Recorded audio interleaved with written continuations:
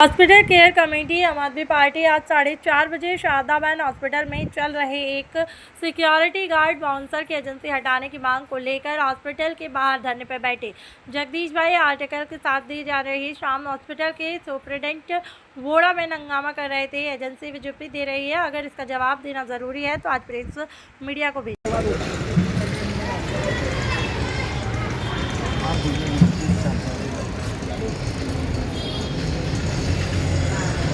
नमस्कार, હું Vinod Parmar, Gujarat state president, hospital care committee, આમ આદમી પાર્ટી। મારી સાથે સીટીબેન ભાવસાર છે, મહિલા પ્રમુખ છે, જગદીશભાઈ કલાત્મિક સામાજિક કાર્યકર છે, આમ આદમી પાર્ટીના છે। હવે આજે એક દુઃખદ વાત એવી કહેવાય કે શારદાબેન હોસ્પિટલ કહેવાય છે સરકારી કોર્પોરેશન સંચાલિત, પણ એમાં અમુક જે ગુંડા તત્વો જે રાજ ચાલતો હોય ને એ પ્રમાણે સિક્યુરિટી એજન્સી એ રીતની છે કે પેશન્ટને ધક્કા મારીને બહાર કાઢો, પેશન્ટને બી કાઢતા હોય છે, પેશન્ટના સગાને કાઢતા હોય છે, ઇવન લેડીઝના હાથ પકડીને બહાર કાઢતા હોય છે। ઘણી વખત એના સુપરિન્ટેન્ડન્ટ શ્રી હેતલબેન વોરાને મેં લિખિતમાં જાણ કરેલી છે, એમને મેં આવેદન આપેલું છે કે આ સિક્યુરિટી એજન્સી હટાવો, કારણ કે સિક્યુરિટી ગમે તેટલી કડકાઈ કરશે એ બિચારા મજલૂમ માણસો ઉપર, બાકી અંદર જોવા જાઓ ને તો અંદર પેશાબખાનાની અંદર બી તમને દારૂની તોડેલી પોટલીઓ મળશે, પાછળના ભાગમાં પોટલીઓ એવું બધું હોય છે। કહેવાનો મતલબ શું છે કે જો તમારો અંકુશ તમારા સ્ટાફ ઉપર નથી, એ લાવવા કોણ અંદર? સ્ટાફના વ્યક્તિઓ, કોઈ વ્યક્તિગત કોઈની, કારણ કે અહીં બધી ચેકિંગ થતું હોય છે, બરાબર છે, અને બળજબરીપૂર્વક હાથ ખેંચીને બહાર કાઢતા હોય છે।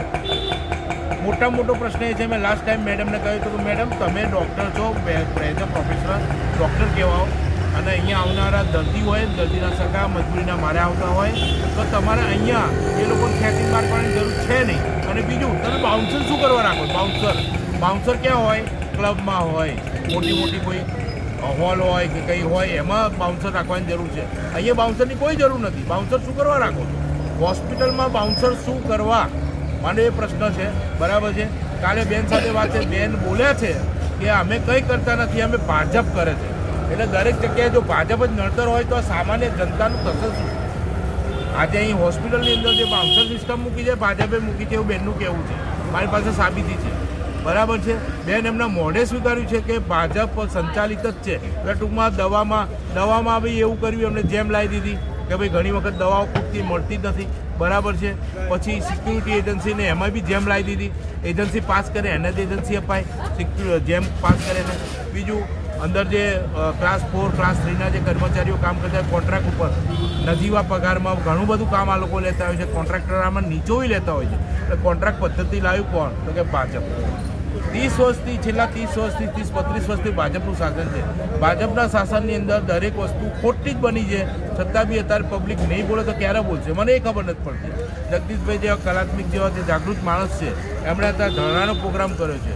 આ પહેલાં આ મણાત હતા, પણ એમને પોતાને ડાયાબિટીસને એ બધું હોવાના કારણે એમનો ઉપવાસ છોડાયા પણ બેઠા છે, જ્યાં સુધી ન્યાય નહીં મળે ત્યાં સુધી।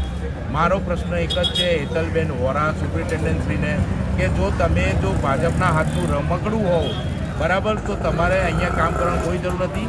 અને મને ખબર ત્યાં સુધી અહીંયા સુપરિન્ટેન્ડન્ટ કાયમી નથી, અત્યારે હાલમાં હંગામી ધોરણના સુપરિન્ટેન્ડન્ટ મૂકે છે।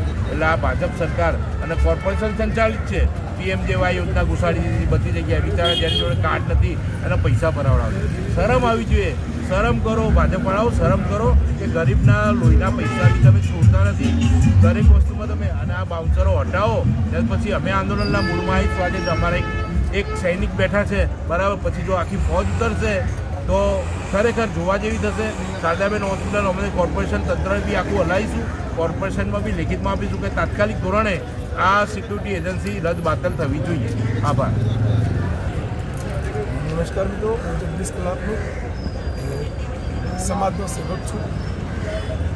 વારે ઘડીએ લોકોના ફોન આવતા હોય છે કે શારદાબેનની અંદર જે સિક્યુરિટી છે, જે બાઉન્સરો છે, એ લોકો જોડે બદતમીજી કરે છે, ગાળાગાળી કરે છે, ઇવન મારામારી પર ઉતરી આવે છે।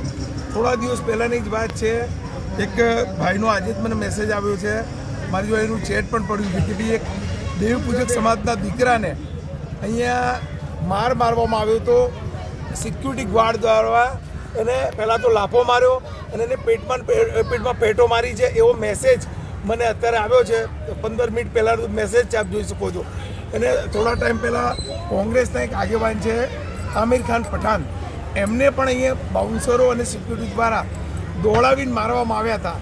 મારી પોતાની વાત કરું તો 6 મહિના પહેલાં મારી ઉપર અહીંયા લેડીઝ સિક્યુરિટીને આગળ કરીને રાત્રે 10:30ના સુમારે મારા ઉપર છેડતીનો કેસ કરવામાં આવ્યો છે. એટલે અહીંયા જે પણ આગેવાન આવી રીતે જો તમે રજૂઆત કરો તો એને કોઈ પણ એન પ્રકારે લેડીઝ સિક્યુરિટી આગળ કરીને એમની ઉપર ખોટા આક્ષેપો કરવામાં આવે છે, ખોટી ફરિયાદો કરવામાં આવે છે.